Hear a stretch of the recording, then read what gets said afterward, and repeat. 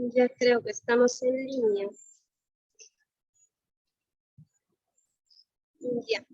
Buenas noches a todos los participantes. Hoy día, continuando con el diplomado especializado, tenemos programado la sesión número 2 con el tema de construcción de las proposiciones prácticas a lo largo del proceso penal. Y nuevamente contando con la presencia del doctor Fran Almanza, a quien le damos el pase para que pueda dar inicio a la sesión de hoy. Buenas noches, doctor.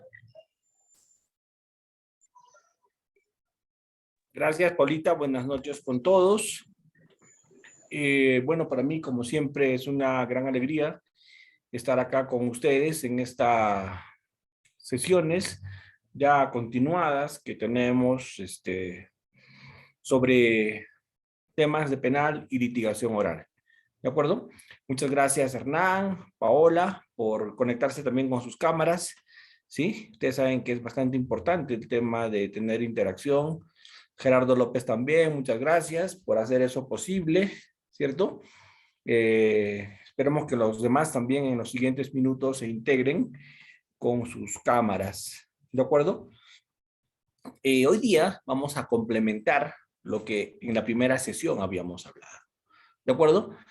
Porque estas dos primeras sesiones, la que tuvimos el lunes y esta sesión, tiene que ver con un tema harto importante, que es el planteamiento de nuestro caso. ¿Cómo vamos a plantear nuestro caso? Porque debemos recordar que es importante saber litigar, sin duda. Es importante manejar el interrogatorio directo, contraexamen, alegatos. Es muy importante saber litigar. Si ustedes me preguntan, si un abogado no sabe litigar, ¿qué le espera si defiende causas penales o ejerce en la fiscalía? Yo diría, le espera muy poco positivo. ¿Por qué? Porque solamente un abogado se va a desempeñar muy bien si maneja técnicas de litigación oral.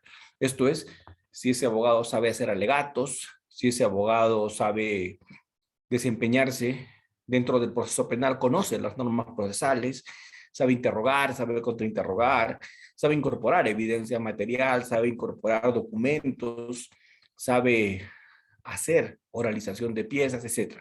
Si sabe litigar, le va a ir muy bien. Le va a ir mejor todavía si es que sabe derecho procesal penal. O sea, si es que conoce el Código Procesal Penal, esto es, conoce el tema procedimental, conoce el tema de los procedimientos penales. Ahí también le va a ir muy bien seguramente. ¿De acuerdo? Pero hay un tema que no podemos olvidar, porque esto lo digo sin ánimo de ofender o fastidiar a nadie. Es muy importante, además de saber litigar y además de saber derecho procesal penal, conocer dogmática penal. Porque si no conocemos dogmática penal, definitivamente no vamos a poder plantear un caso. No vamos a poder establecer bien proposiciones fácticas. ¿Se acordaban que en la sesión pasada conversábamos de las proposiciones fácticas, cierto? Yo les decía que las proposiciones fácticas eran afirmaciones sobre hechos que encuadraban en algún elemento de una norma, ¿de acuerdo? Que lo que teníamos que hacer cuando preparábamos un caso, les dije en la sesión anterior, era descomponer los elementos de una norma, y cuando descomponíamos los elementos de una norma, a cada elemento lo reemplazábamos por un hecho. Lo que hacíamos era cambiar elementos de la norma, elementos jurídicos, por proposiciones fácticas. Esto es, afirmaciones sobre hechos que satisfacían esos elementos, ¿no? Les decía, por ejemplo, en el delito de robo, los elementos del robo son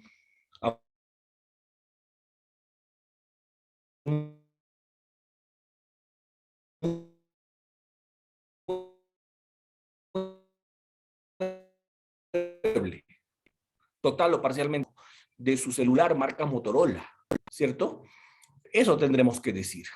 Se hizo eso. Ahora, el siguiente elemento es usando violencia,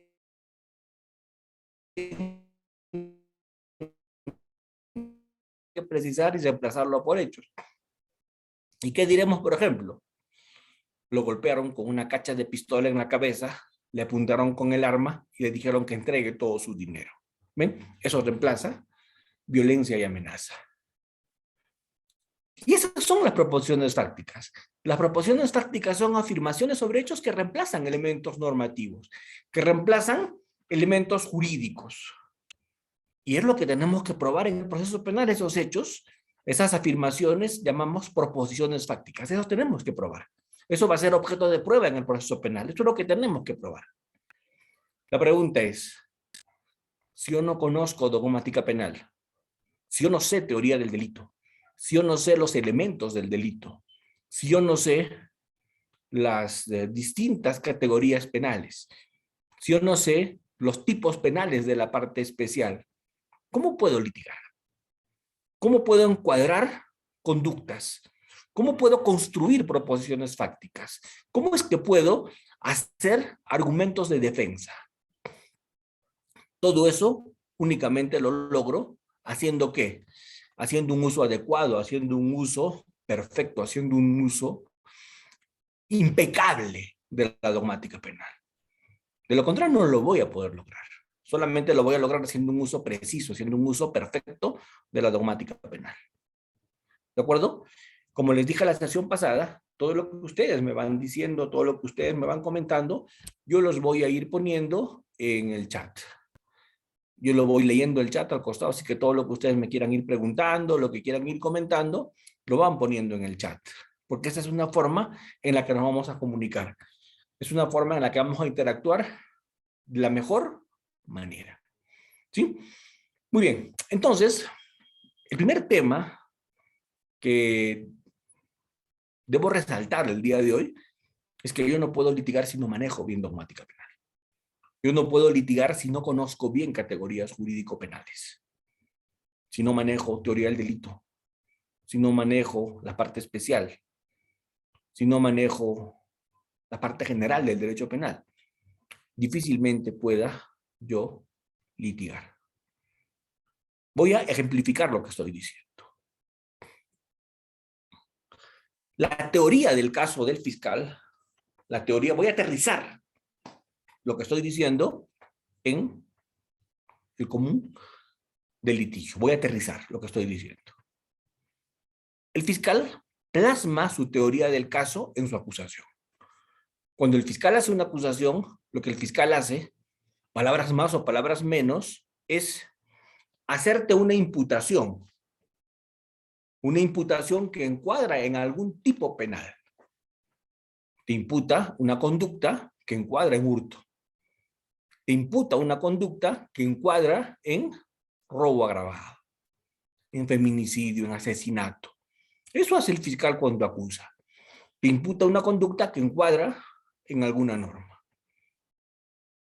Y después, ¿qué es lo siguiente que hace cuando el fiscal acusa? En la misma acusación, el fiscal, además de imputarte una conducta descrita en la parte especial del Código Penal, el fiscal pide que se te aplique una consecuencia jurídica de ese delito que te está imputando haber cometido.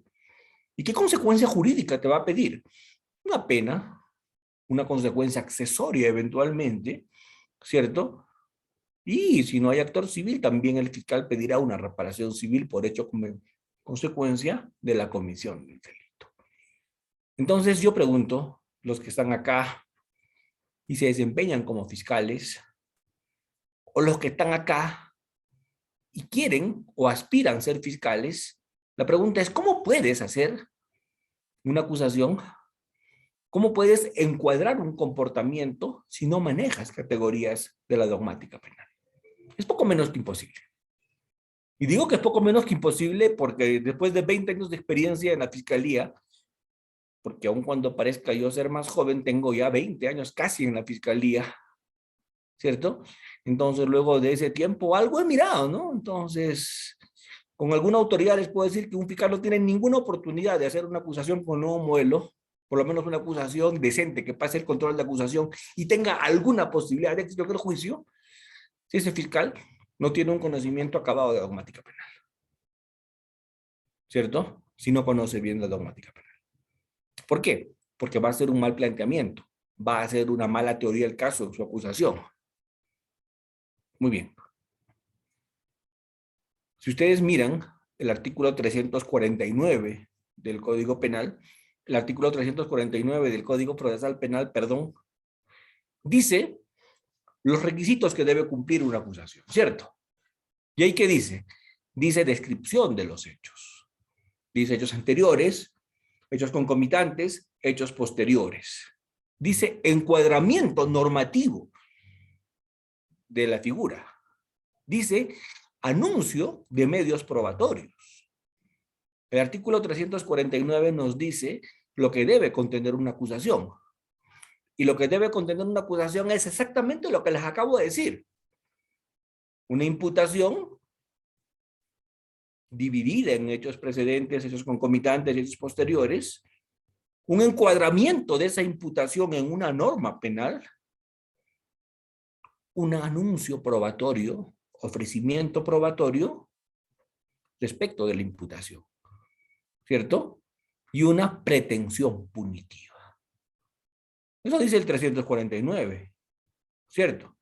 Muy bien, por lo tanto, para que el fiscal haga eso, que es plantear el caso, que es hacer efectiva la acción penal, esto es ejercer su pretensión punitiva, el fiscal tiene que tener claro, absolutamente claro ese tema. Absolutamente claro ese tema. Cuando le toca el turno a la defensa, porque a la defensa le va a tocar el turno de absolver el traslado de la acusación, ¿cierto? Cuando la defensa absuelve el traslado de la acusación, porque a la defensa le notifican con la acusación del Ministerio Público y a la defensa le va a tocar absolver el traslado de la acusación, cuando la defensa va a hacer eso, acá viene la parte importante, la defensa tiene varias posibilidades, ¿cierto? Y acá sí quiero la participación de todos ustedes, porque yo les dije que estas sesiones iban a ser prácticas. ¿De acuerdo? Cuando la defensa le notifican con la acusación presentada por el Ministerio Público, la acusación es recibida por la defensa, tiene muchas posibilidades de absolver esa acusación. Para ello le dan 10 días, ¿cierto? A la defensa le dan 10 días para el efecto. Esto de conformidad con el artículo 350 del Código Procesal Penal. El artículo 350 del Código Procesal Penal nos dice qué posibilidades tiene la defensa frente a la acusación planteada por el Ministerio Público. Y ahí quiero ya pedir las intervenciones de ustedes. Y viendo las intervenciones de ustedes, ya les quiero preguntar. Y les quiero preguntar, y que ustedes me digan qué posibilidades tiene la defensa respecto de una acusación corrida a traslado. Una acusación del Ministerio Público que les corre en traslado en PJ. ¿Qué posibilidades tienes? ¿Quién me lo dice? ¿Quién levanta la mano y me conversa del tema?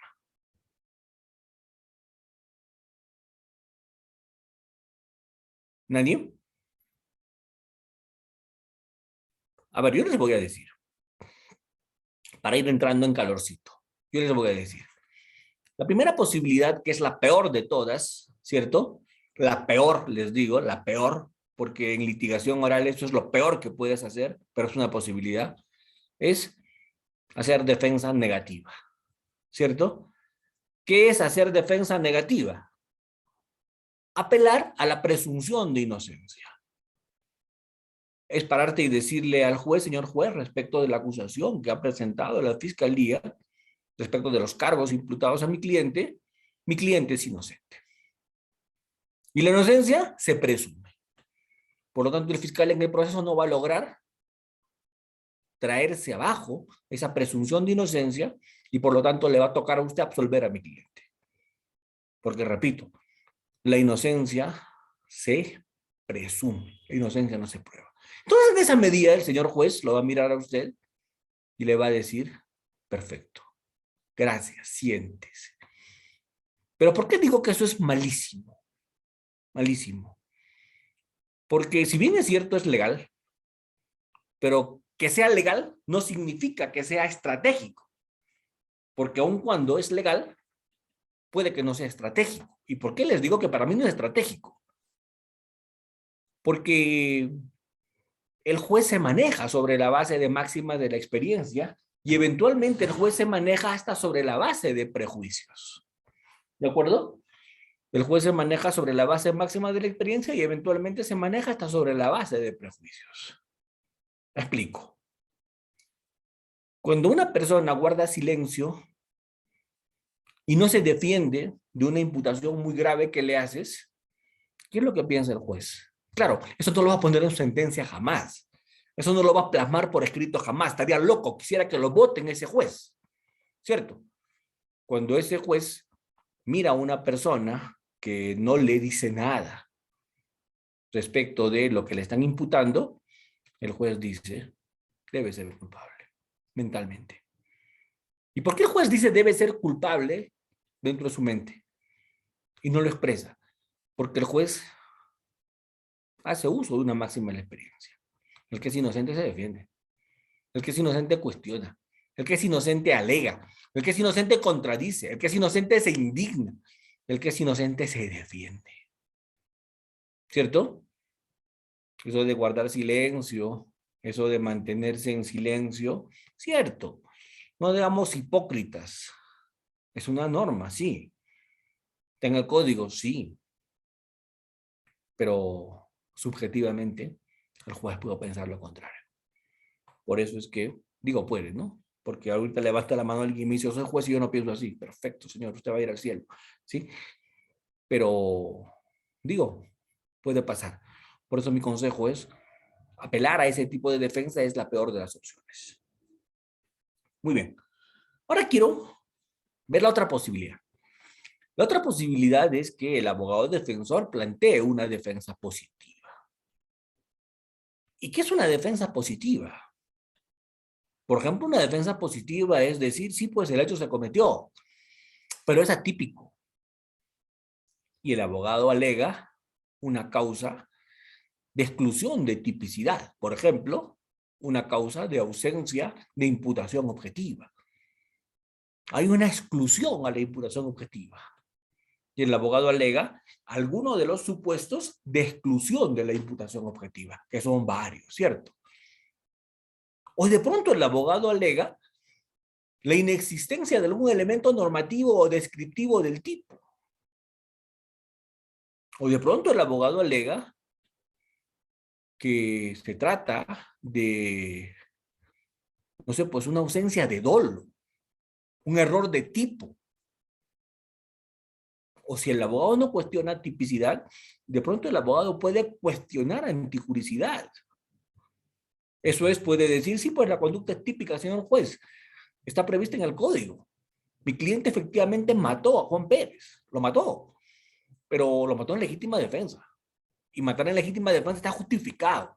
Entonces el juez verá y dirá, ya pues este man lo que quiere es que absuelva a su cliente por la existencia de una causa de justificación. Legítima defensa. Pero bien pudo haber dicho estado de necesidad, justificante. Bien pudo haber dicho obediencia debida. Bien pudo haber dicho con, no sé, pues consentimiento del titular del bien jurídico de libre disposición, el ejercicio regular de un derecho, oficio o cargo, ¿cierto? Etcétera, que son las causas de justificación que están en el Código Penal.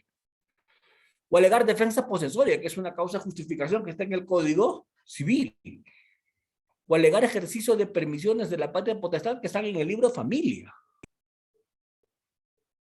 Entonces, yo pregunto, ¿qué hace un abogado cuando plantea una defensa negativa? Regala la defensa. ¿Qué hace el abogado cuando hace una defensa positiva? Tiene que, necesita conocer dogmática penal. Si no, ¿cómo cuestiona, pues, falta de tipicidad por exclusión de imputación objetiva, por ejemplo? Sino cómo cuestiona ausencia de elementos normativos, descriptivos del tipo. Sino cómo cuestiona autoría y participación. Sino cómo alega que el hecho no llegó a consumarse, sino está en tentativa o solo actos preparatorios, sino maneja dogmática penal. Esto es tipicidad. ¿Cómo es que el abogado cuestiona el dolo si no entiende el dolo? ¿Y cómo es que cuestiona la conducta típica porque no es antijurídica si no conoce las causas de justificación, cuáles son los elementos, presupuestos, etcétera, de cada causa de justificación? Entonces, todo eso puede ser el abogado. cuestionar tipicidad, cuestionar antijuricidad, cuestionar culpabilidad, cuestionar punibilidad. Y cada una de esas tiene buenos supuestos. Entonces, mis queridos colegas, yo les digo, ¿qué posibilidad tiene de litigar un abogado que no conoce dogmática penal? Bien, que no conoce dogmática penal a modo por lo menos operador, que no tiene cimientos sólidos en dogmática penal. Pues no tiene ninguna chance. Por eso es que litigar exige conocer la dogmática penal, porque la dogmática penal es importante en el proceso penal. Yo diría, no importante, yo diría indispensable. ¿De acuerdo?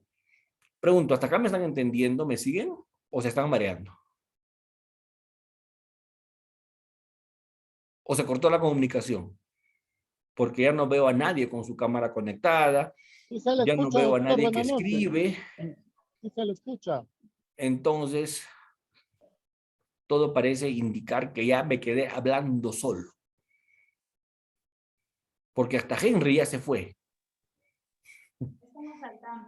Entonces, allá, por lo menos ya me dicen, ya está Hernán haciéndome saber, ya está Omar, ¿de acuerdo? Perfecto, ya por lo menos me hacen saber que lo que estoy hablando se está escuchando. Gracias, Jennifer. Entonces, eso ya estamos entendiéndolo de esa manera. Entonces, ¿cuál es la segunda conclusión de esta noche? La segunda conclusión de esta noche es: si no sabes dogmática penal, aprende. Si no sabes dogmática penal, ponte seriamente a estudiarla. Porque si no sabes dogmática penal, no puedes construir un caso. Si no sabes dogmática penal, no puedes preparar un caso. No puedes presentarlo de manera exitosa en el juicio. ¿Por qué? Porque la dogmática penal es indispensable para acusar. Es indispensable para refutar la acusación. Es indispensable para que el juez sentencie. Porque en el Perú, lo que tenemos, les dije el lunes, es un sistema de sentencias motivadas, donde en nuestro país los jueces resuelven con libre valoración de la prueba, claro. Resuelven con libertad probatoria, claro. Pero resuelven también los jueces, dentro del modelo del nuevo Código Procesal Penal, resuelven también los jueces, y acá es importante que lo subrayemos y lo resaltemos, los jueces tienen que motivar su decisión, tienen que justificar su decisión de manera interna y de manera externa. ¿Y qué es justificar una decisión de manera interna y de manera externa? Justificar una decisión es, de manera interna, motivar. Sí. La pregunta es, cuando justifico de manera interna, o sea, hago justificación interna, tengo que hablar congruentemente, tengo que hablar coherentemente. Eso quiere decir que la decisión, el fallo, tiene que provenir de los considerandos. Tiene que ser una sentencia lógica, donde se aplique la logicidad. De lo que yo considero, de eso debo decidir. Exactamente, Omar, motivar. Tiene que haber congruencia procesal. Esa es la justificación interna. Y la justificación externa de una sentencia es donde entra la dogmática penal. Porque cuando haces justificación externa, tú pones cuál es la premisa mayor. Y la premisa mayor siempre es una premisa normativa en ese razonamiento congruente que tú vas a hacer. En ese razonamiento congruente, coherente que tú vas a hacer, en esa justificación interna que vas a tener. ¿A qué se refiere la justificación externa ya? A la validez de las premisas. Y la premisa mayor siempre va a ser la ley, la norma. Y cuando pones la norma, ¿cierto? El juez tiene que motivar y decir por qué esa es la norma. Y yo pregunto, ¿qué ocurre si no sabes dogmática penal? ¿Qué ocurre si no entiendes categorías del derecho penal como el de concursos, por ejemplo? Si no entiendes los concursos, como dice Omar, la ley es la premisa mayor, pero tengo que justificar por qué aplico esa ley y no otra. Y para justificar por qué aplico esa ley y no otra, ¿cierto? Tengo que decir qué criterio usé para hacer la selección normativa. porque normalmente hay concursos de leyes, concursos aparentes de leyes. Entonces, yo tengo que decir si usé el criterio de especialidad, si usé de pronto no el criterio de especialidad, pero tal vez usé el criterio de absorción o función, que también le llaman consunción. De pronto usé el criterio de alternatividad, de accesoriedad, etcétera, que son criterios para hacer selección normativa, y eso solo lo sabe quien ha llevado bien parte general y sabe concurso de leyes. Y esto es indispensable para hacer selección normativa y fundamentar la premisa mayor. Solo así vaya a poder fundamentar la premisa mayor. ¿Y la premisa menor cuál va a ser? La premisa menor va a ser el hecho. La premisa menor va a ser el hecho. Siempre la premisa menor es el hecho. El hecho que encuadra en esa norma. El hecho que se plasma en esa norma. Entonces, los jueces aplicarán concursos de leyes o también aplicarán concursos de delitos, porque de pronto son varios hechos que encuadran en varios delitos. Será concurso real. O de repente es un hecho con el que se comete dos delitos. Será concurso ideal. O de repente es una misma resolución criminal para realizar actos posteriores sucesivos con esa misma resolución criminal. Será un delito continuado. De repente hay una pluralidad de agraviados, pero de un mismo inicio y de una misma dirección. Entonces será un delito a masa, etcétera, etcétera, etcétera. Entonces, para hacer la premisa mayor, para hacer selección normativa, tengo que manejar bien concursos de leyes y concursos de delitos. Y para poder probar mi imputación, tengo que saber descomponer los elementos del delito y a cada elemento asignarle un hecho y a cada hecho probarlo. Y eso solo lo voy a poder lograr hacer si es que conozco dogmática penal. Doctor Almanza, si yo soy abogado, si eres abogado tendrás que hacer exactamente la misma chamba que hizo el fiscal, encuadramiento. Y tendrás que imaginarte por un segundo que eres el fiscal y a cada hecho con qué lo vas a probar. Y si te das cuenta que el fiscal ha hecho mal la tarea, que hay elementos que no tienen hechos o hay hechos que no tienen pruebas, ahí vas a atacar como abogado. Y ahí vas a cuestionar. Y ahí te vas a tumbar la acusación. Entonces el abogado primero tiene que saber dogmática penal para enmendarle la plana al fiscal cuando hace mala calificación jurídica, cuando hace mal encuadramiento normativo. Entonces, para enmendarle la plana al fiscal, tienes que saber dogmática penal.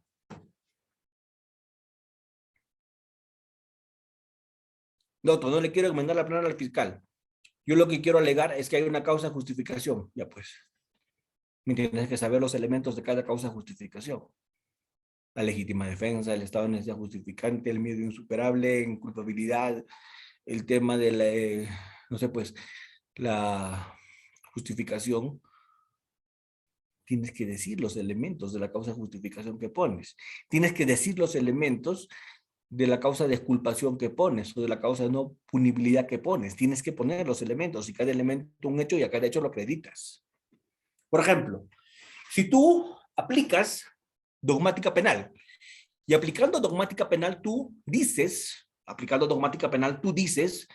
que el hecho, miren, aplicando dogmática penal tú dices, señor juez, ese hecho, miren, señor juez, ese hecho que el fiscal me está imputando es atípico porque hay una figura de imputación objetiva llamada imputación a la víctima. Porque el resultado dañoso se le debe imputar a la propia víctima, porque ha operado una imputación a la víctima, también conocido como autopuesta en peligro, ¿cierto? También conocida como, ¿cierto? En dogmática penal, como actuación, ámbito de competencia de la propia víctima, etc. Entonces, esa figura, por ejemplo, tiene elementos. ¿Y cuáles son los elementos de la imputación a la víctima, la autopuesta en peligro, etcétera? ¿Cuáles son los elementos de eso? Primero, que la víctima actúe en ejercicio de su libertad. Segundo, que el que contribuye con el daño a la víctima no haga su garante. Y que nos encontremos dentro de un riesgo permitido. Entonces, si entendemos los elementos de la imputación objetiva, llamado elementos de imputación objetiva, autopuesta en peligro, actuación a riesgo propio, imputación a la víctima, como le llames, como le quieras llamar, ¿cierto? Si no entiendes cuáles son los elementos, ¿cómo vas a satisfacer cada elemento con un hecho? Si no entiendes cuáles son los elementos, ¿cómo es que vas a presentar una teoría de manera decente? De manera vendible, de manera creíble, de manera sustentable, de manera motivable. ¿Cómo lo vas a hacer? Y así, como les dije que la autopuesta en peligro tiene 3 elementos, la prohibición de regreso tiene elementos. El principio de confianza tiene elementos. La disminución del riesgo tiene elementos. La conducta alternativa con arreglo a derecho tiene elementos. El ámbito de protección de la norma tiene elementos, que son figuras de imputación objetiva. Cada figura tiene sus elementos. Las causas de justificación, cada causa de justificación tiene elementos. Las causas de exculpación, cada causa de exculpación tiene elementos. Las causas de punibilidad o de no punibilidad, cada una tiene elementos. Entonces, eso solo lo vas a saber, esos elementos solo los vas a conocer si tienes un conocimiento decente de dogmática penal. Si tienes un conocimiento básico de dogmática penal. Porque si no tienes ese conocimiento, lo digo hasta con pena, ¿qué vas a hacer cuando litigas? ¿Cierto? ¿Qué vas a hacer cuando litigas? ¿Qué le vas a presentar al juez? El juez, ¿cómo te va a dar la razón? ¿Cómo te podría dar la razón? Si cuando tú haces tu alegato de apertura presentas un proyecto de sentencia que vas a aprobar. Y cuando haces alegatos de clausura presentas un proyecto de sentencia que ya has probado. La pregunta es, ¿cómo es que eso lo vas a lograr si no conoces de manera decente dogmática penal? Por eso es que es importante la dogmática penal cuando vas a litigar, cuando vas a construir teorías jurídicas. Y es mucho más importante en el Perú. ¿Por qué? Porque en el Perú los jueces no solamente actúan con sana crítica, ¿cierto? Y criterio de conciencia. Tienen que hacer una expresión razonada de su decisión. Tienen que motivar y justificar su decisión. Y si no le presentas un proyecto de sentencia cuando haces tu alegación, si no le presentas un proyecto de sentencia cuando planteas tu tema, ¿cómo es que el juez te va a dar la razón? ¿Cómo es que lo va a hacer? Yo no sé, pero o sabes dogmática penal o sabes dogmática penal. ¿Qué es la dogmática penal? El estudio de la norma penal, el estudio del dogma penal. Porque en materia penal, ¿cuál es el dogma? La ley, principio de legalidad.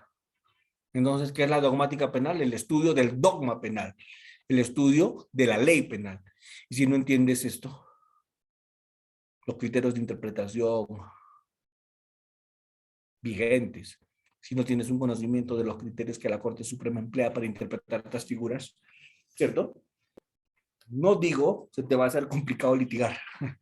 No digo, vas a tener dificultades cuando litigas. No estoy diciendo eso. Lo que estoy diciendo es que va a ser imposible que litigues. ¿Cierto? Va a ser imposible que litigues. Doctor, pero yo no sé dogmática penal y defiendo. Pobres tus clientes. Bueno, pobres tus clientes. ¿Cierto?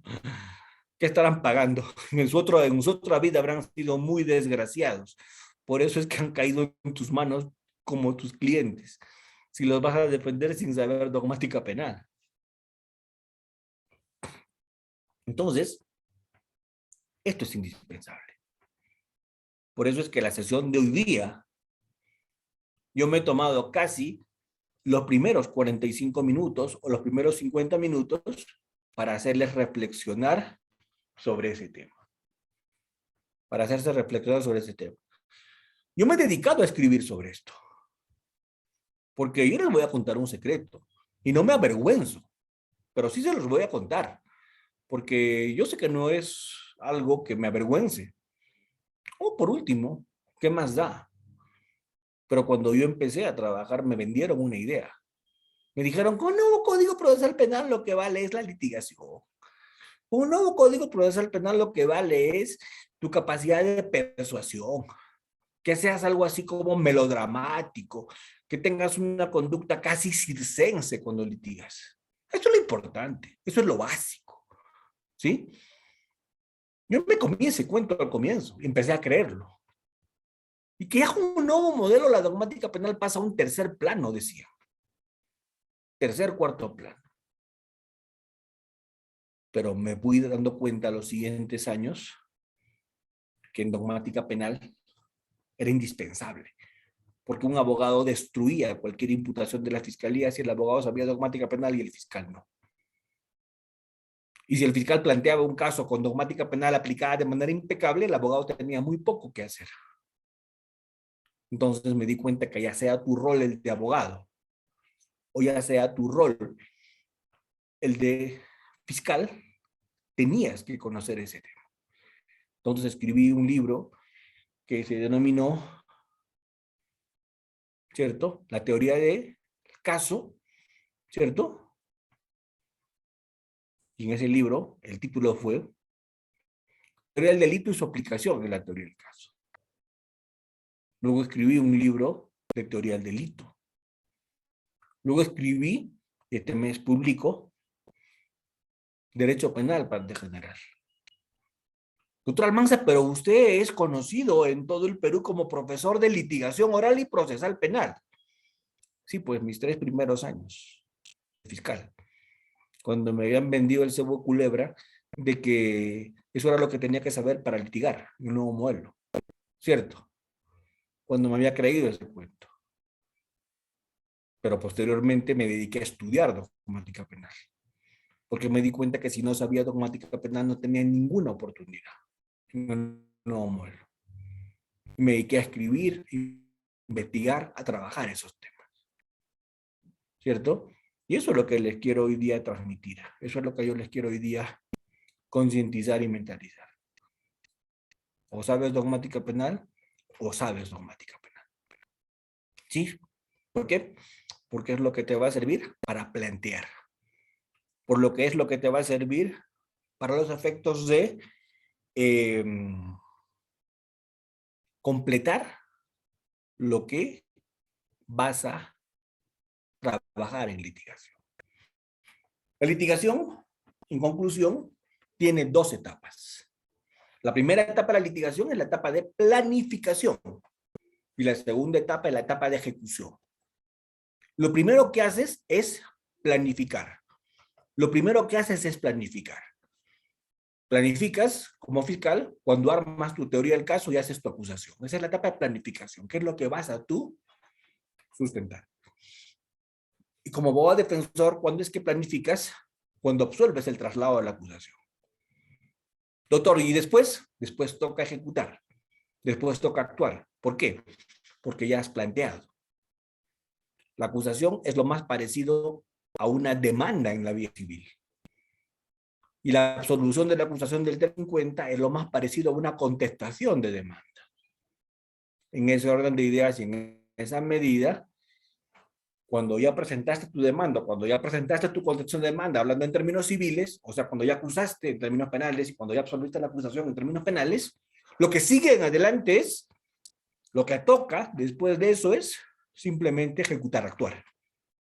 Ya no estás para cambiar tu demanda, sino de manera muy excepcional. Ya no estás para cambiar tu absolución a la acusación, o sea, tu contestación de demanda. Porque después de que lo presentas, ya viene la etapa de actuación. Y en materia penal, esa etapa de actuación se denomina alegatos de apertura, exámenes directos a testigos, a peritos, incorporación de evidencia material, exhibiciones y reconocimiento de documentos, oralización o glose de piezas, alegatos de cierre. Ya bien eso. ¿Y qué es eso? La etapa de actuación, porque ya acabó la planificación. Y si has planificado bien y si actúas bien, éxito. Pero por más que actúes de manera espectacular, seas el mejor abogado litigante y te contraten cuando ha planteado mal la defensa del caso, por más que seas el mejor abogado litigante, tienes muy poca chance, porque ya está mal planteado. Lo que está mal planteado no lo vas a solucionar ni con el mejor abogado litigante. Pero lo que está bien planteado, un abogado medianamente capaz lo puede lograr. Pero lo que está mal planteado, ni el mejor abogado litigante lo va a lograr. Porque el planteamiento es fundamental. Y para el planteamiento necesitas ese nivel importante de conocimientos de dogmática penal. ¿Hasta acá preguntas? ¿Sí? ¿Se entiende? Cuéntenme, doctores.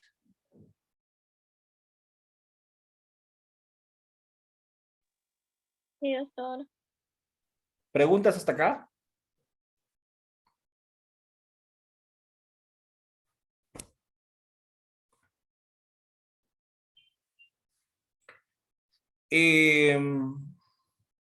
Hernán, los juicios de valor solamente son para los temas probatorios, de probanza de hechos.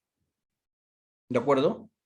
Ahí el juez tiene que hacer valoración probatoria, que es el siguiente tema que vamos a mirar acá en estas sesiones que están teniendo ustedes conmigo. Ahí hace juicios de valor. Ahí se hacen juicios de valor.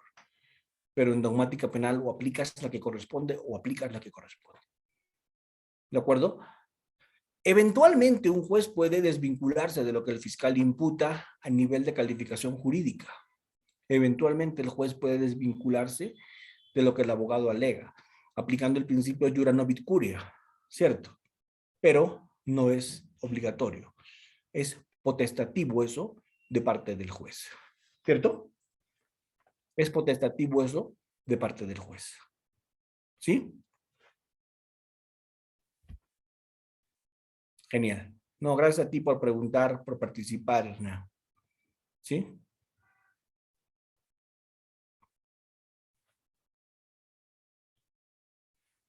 ¿Ninguna otra pregunta?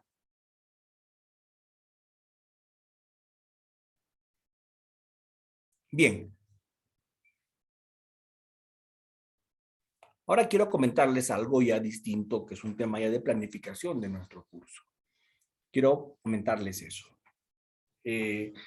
Como le había estado comentando a Henry, yo quiero proponerles, por temas de tiempo, que podamos empezar a las 7:30. ¿Qué les parece? A la siguiente sesión.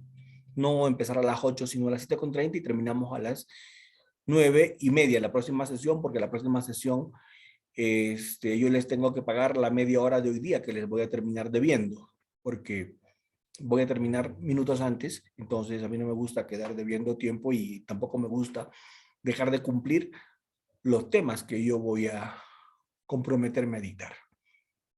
Pero creo que hoy día he terminado de decir lo que tenía que decir, que era complementar el tema de preparación con la primera parte.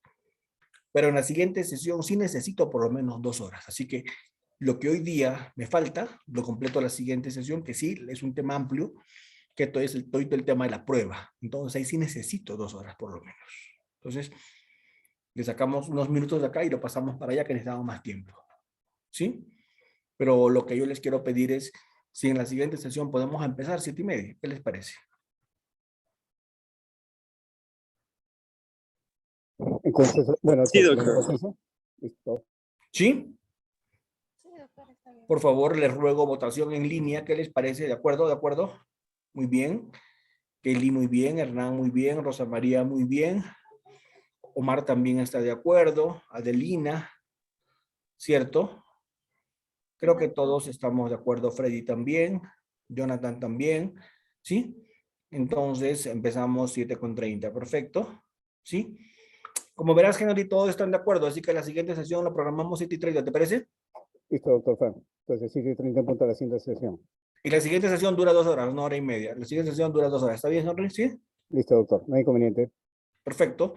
Entonces, por favor, solo les pido una cosa. Vengan leyendo un poquito. El tema que vamos a discutir la próxima semana es prueba.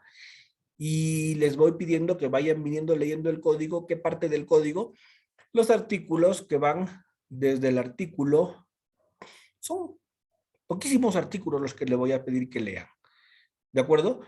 Les voy a pedir que lean el 154, el 155, el 156, el 157, el 158, hasta el 159 del código.